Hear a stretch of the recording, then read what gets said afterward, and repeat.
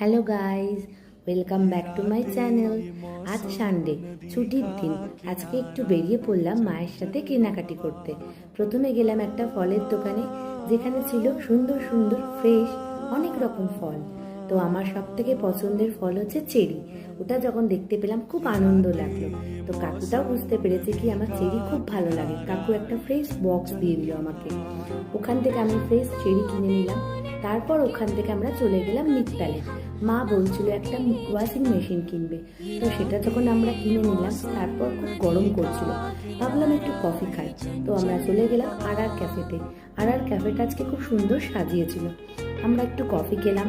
কফির পর ডিনারটাও অর্ডার করলাম। ডিনারে আমরা খেলাম chicken sandwich, chicken Mughlai, chicken momo, chicken soup, আরও অনেক কিছু। তোমাদের যদি ভালো লেগে থাকে আমার এই ব্লগসটা, অবশ্যই সাবস্ক্রাইব করো। Thank you, tata.